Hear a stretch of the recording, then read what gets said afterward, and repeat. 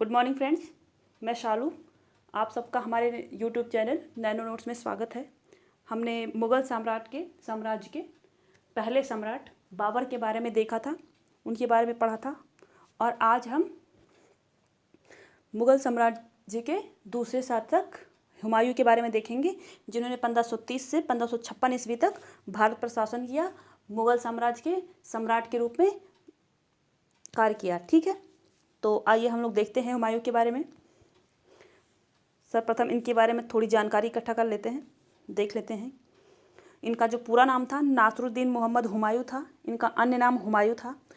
इनका जन्म माहम बेगम के गर्भ से 6 मार्च 1508 ईस्वी को काबुल में हुआ था। बाबर के 4 पुत्रों में से हुमायूं, कामरान, अस्करी, हिंदाल में हुमायूं सबसे बड़े थे।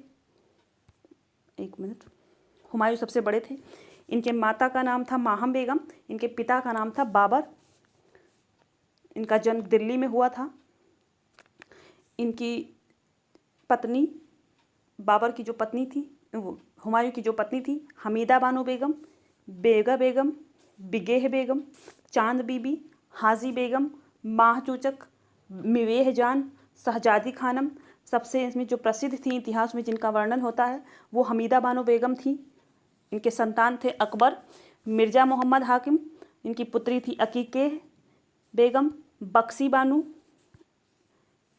बख्तुन्निसा बेगम। इनकी सीमा उत्तर और मध्य भारत तक फैली हुई थी। शासनकाल 26 दिसंबर 1530 से 17 मई 1540 ईस्वी तक चला। उसके बाद शेरशाह से और हुमायूं के बीच युद्ध होता है। शेरशाह सूरी से जब ये हार जाते हैं तो कुछ सालों के लिए ये सिंध की तरफ रवाना होते हैं और ये निर्वासित जीवन व्यतीत करते हैं। वहीं पर इनके पुत्र अकबर का जन्म होता है और उसके बाद 22 फरवरी 1555 ईस्वी को ये पुनः आते हैं और मुग़ल साम्राज्य के सम्राट बनते हैं। 27 जनवरी 1556 एक वर्ष तक ये पुनः शासन करते हैं। उसके बाद लगभग 11 वर्षों तक इनका शासनकाल होता है। 30 दिसंबर सन 1530 ईस्वी को आगरा में इनका राज्याभिषेक हुआ। धर्म इनकी इस्लाम धर्म को मानते थे। उसके बाद आगे देखते हैं।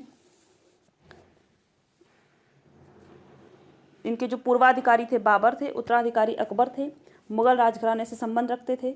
इनका मकबरा हुमायूं के मकबरे के नाम से प्रसिद्ध है। ठीक है, हुमायूं की बाबर के चौथे पुत्रों में हुमायूं, कामरान, अस्करी, हिंदाल में हुमायूं सबसे बड़े थे, ये तो पता चल गया हमको। ठीक है, जब हुमायूं के पिता बाबर की मृत्यु हुई तो बाबर का कहना था कि हुमायूं जो अपना साम्राज्य है उसको अपने चारों भाइयों में बांट दे। 4 भाई जो ये खुद थे, एक भाई इनके चचेरा भाई था जिसका नाम था, आगे हम देखेंगे क्या नाम था। ठीक है, तो इन्होंने अपना साम्राज्य अपने चारों भाइयों में बांट दिया। कैसे कैसे बांटा? ठीक, इन्होंने काबुल और कांधार को अपने भाई कामरान को, अस्करी को संभल, हिंदाल को अलवर और जो इनका चचेरा भाई था सुलेमान मिर्ज़ा को बदस्खा की जागीर दे दी। ठीक है, अंत में क्या होता है कि इनके भाई जो हैं इनका साथ नहीं देते हैं और उसके बाद इसी वजह से इनको कहा जाता है, इसी सेम इन्हीं की तरह इनके पिता जो बाबर थे उनके भी भाइयों ने उनका साथ नहीं दिया था, उन्होंने भी अपने जागीर अपने भाइयों को बांट दी थी। तो इसी वजह से कहा जाता है कि जो हुमायूं को जो कठिनाइयाँ हैं वो उनके पिता से ही उनको विरासत के रूप में मिली हैं। ठीक है, और उसके भाइयों एवं संबंधी मिर्जाओं ने और बढ़ा दिया उन कठिनाइयों को। प्रारंभ में बाबर के प्रमुख मंत्री निजामुद्दीन अली खलीफा हुमायूं को अयोग्य समझकर बाबर के बहनोई मेहंदी ख्वाजा को गद्दी पर बैठाना चाहता था। हालांकि बाद में जो निजामुद्दीन मोहम्मद अली खलीफा थे वो मार्ग पर आ जाते हैं, सही रास्ते पे आ जाते हैं और वो हुमायूं के ही साथ अपना जीवन निर्वाह कर देते हैं, उन्हीं का साथ देकर हुमायूं का। लेन पूल ने हुमायूं पर टिप्पणी करते कहा है कि हुमायूं जो था वो जीवन भर लड़खड़ाता रहा और लड़खड़ाते हुए ही उसने अपनी जान दे दी। कहा जाता है कि हुमायूं जो था वो ज्योतिष में बहुत विश्वास करता था, इसलिए वह सप्ताह में 7 दिनों तक 7 तरह के कपड़े पहनता था। ठीक है, उसमें कहा गया है, इतिहास में बताया गया है कि वो इतवार को पीले रंग के, शनिवार को काले रंग के, सोमवार को सफ़ेद रंग के कपड़े पहनता था। ठीक है, उसके बाद देखते हैं आगे। हुमायूं को अबुल फजल ने इंसान एक कामिल कहकर पुकारा था।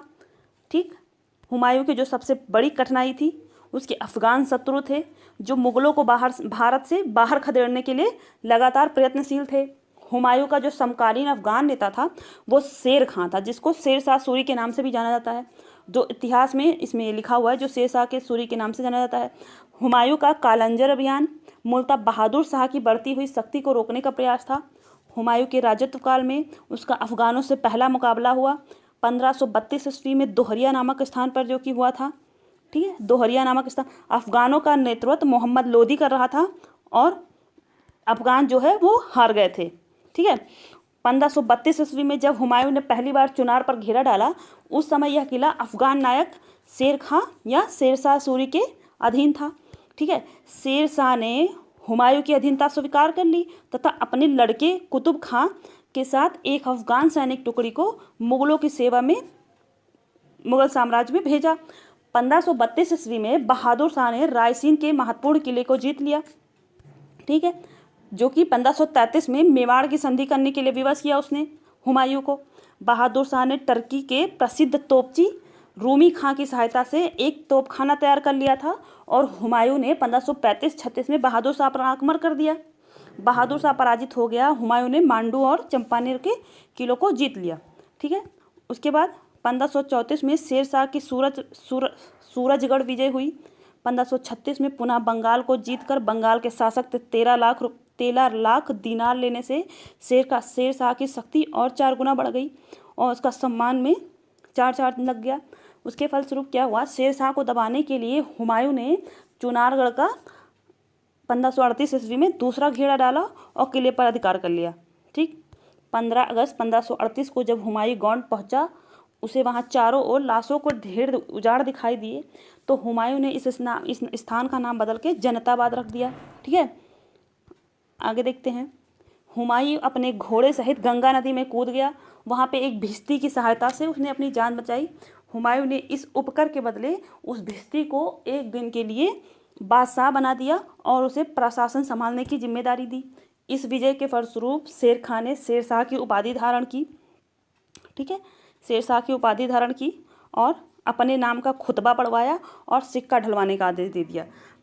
17 मई 1540 ईस्वी में कन्नौज के बिलग्राम के युद्ध में हुमायूं फिर से हार गया शेर शाह सूरी से और यहीं के बाद वो कुछ दिनों के लिए सिंध चला गया था।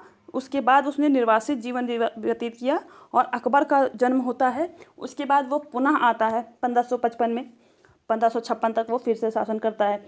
ठीक है, तो इसके बाद कहा जाता है कि कन्नौज के युद्ध के बाद हिंदुस्तान की सत्ता एक बार फिर से अफगानों के हाथ में आ गई। अपने निर्वासन काल के दौरान ही हुमायूं ने हिंदाल के आध्यात्मिक गुरु मीर अली की पुत्री हमीदा बानो बेगम से 29 अगस्त 1541 में विवाह किया। कालंजर में इसी से अकबर का जन्म होता है। ठीक, यही बता चुके हम। 1545 ईस्वी में हुमायूं ने काबुल और कंधार पर कब्जा कर लिया। हिंदुस्तान पर पुनः अधिकार करने के लिए वो फिर से आता है। 4 दिसंबर 1554 ईस्वी को पेशावर पहुंचा। फरवरी 1555 में लाहौर पर अधिकार कर लिया।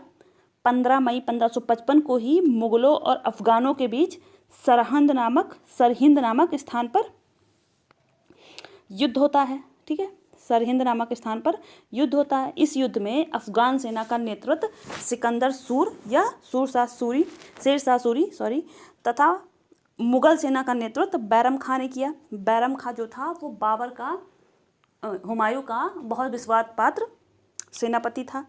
इसी को बाद में जाके अकबर के संरक्षण में जो यह हुमायूं इसको नियुक्त करता है। ठीक है, और अफगान बुरी तरह पराजित हुए। सरहिंद युद्ध में मुगलों की विजय ने उन्हें भारत का राज सिंहासन फिर से प्रदान कर दिया। ठीक, इस प्रकार 23 जुलाई 1555 ईस्वी में हुमायूं एक बार फिर से दिल्ली के तख्त पर बैठा, किंतु वह बहुत दिनों तक जीवित नहीं रह सका। दुर्भाग्य से एक दिन वह दिल्ली के दीन पनाह भवन में स्थित पुस्तकालय की सीढ़ियों से उतर रहा था और गिरकर उसकी मृत्यु हो जाती है। ठीक है, हुमायूं का पुनः राज प्राप्ति ये देख चुके। उसके सैन्य अभियान देख लेते हैं। हुमायूं के सैन्य अभियान जो हैं, सबसे पहले उसने कालिंजर पर आक्रमण किया 1531 ईस्वी में। हुमायूं को कालिंजर अभियान गुजरात के शासक बहादुर शाह की बढ़ती हुई शक्ति को रोकने के लिए करना पड़ा था। कालंजर पर आक्रमण हुमायूं का पहला आक्रमण था। कालंजर के किले पर आक्रमण के समय ही उसे यह सूचना मिली कि अफगान सरदार महमूद लोदी बिहार से जौनपुर की ओर बढ़ रहा है। ठीक है, अतः कालिंजर के राजा प्रताप रुद्रदेव से धन लेकर हुमायूं वापस जौन की ओर चला गया। उसके बाद 1532 में दोहरिया का युद्ध होता है। जौनपुर की ओर अग्रसर हुमायूं की सेना एवं महमूद लोदी की सेना के बीच 1532 में दोहरिया नामक स्थान पर संघर्ष हुआ। इससे महमूद की पराजय हो जाती है और अफगान सेना का नेतृत्व कौन कर रहा होता है? महमूद लोदी। ठीक है, उसके बाद इसने चुनार का घेरा डाला था। हुमायूं ने चुनार के किले पर आक्रमण के समय अफगान नायक शेर शाह के कब्जे में था ये किला। ठीक है, 4 महीने लगातार किले को घेरे रहने के बाद शेर खां व हुमायूं में एक समझौता हो गया और समझौते के अंतर्गत शेर खां ने हुमायूं की अधीनता स्वीकार कर ली। अपने बेटे कुतुब खां को एक अफगान सैनिक टुकड़ी के साथ उसके यहाँ हुमायूं के पास भेजा और बदले में चुनार का किला शेर शाह के अधिकार में छोड़ दिया गया। हुमायूं का खैर खां को बिना पराजित किए छोड़ देना एक और बड़ी भूल थी। इस सुनहरे मौके का फायदा उठाकर शेर खां ने अपनी शक्ति और संसाधन में वृद्धि कर ली। दूसरी तरफ हुमायूं ने इस बीच अपने धन का अपव्यय किया तथा 1533 में हुमायूं ने दिल्ली में दीन पनाह नाम से एक विशाल दुर्ग निर्माण करवा लिया। ये एक तरफ शेर शाह सूरी अपनी शक्ति में वृद्धि कर रहा था, दूसरी तरफ हुमायूं एकदम आश्वस्त होकर अपने दीन पनाह नाम के दुर्ग का निर्माण करा रहा था। इसका उद्देश्य था मित्र और शत्रु को प्रभावित करना। 1533 में बिहार में मोहम्मद जमान मिर्जा और मोहम्मद सुल्तान मिर्जा के विद्रोह को हुमायूं ने सफलतापूर्वक दबा दिया था।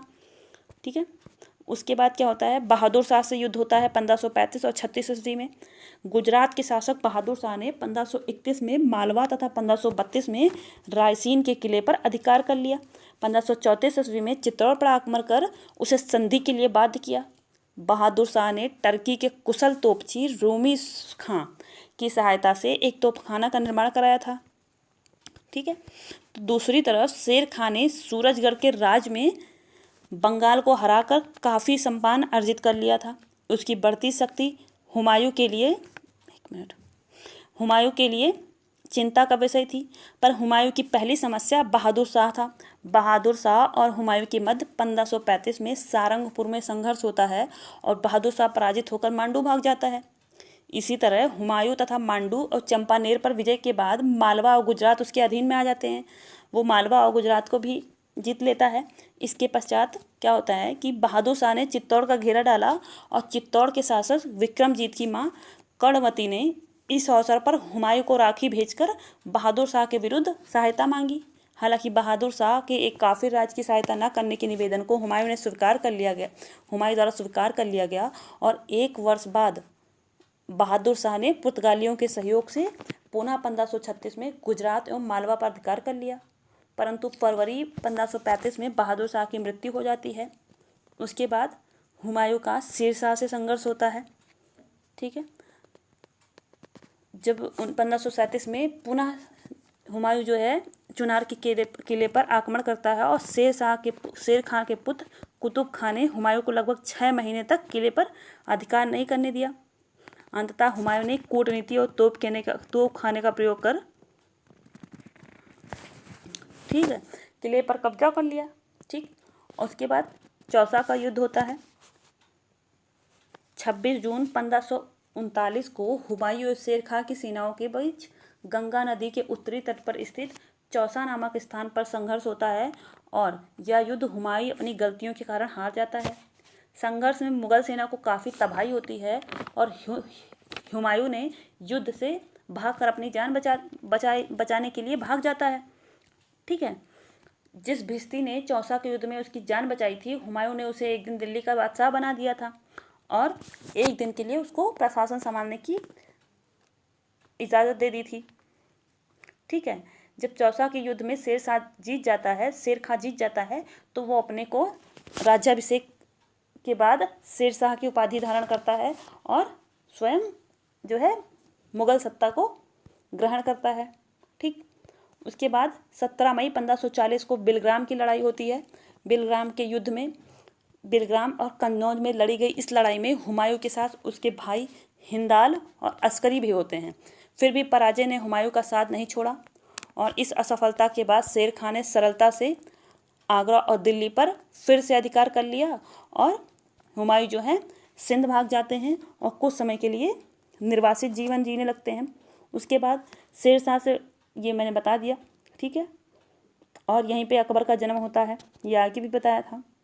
हुमायूं के बारे में ज़्यादा कुछ पढ़ना नहीं है, इन्होंने इनकी कोई नीतियाँ इतनी नहीं थी, इसीलिए कहा जाता है कि ये कुछ अच्छा काम नहीं कर पाया था जनता के लिए।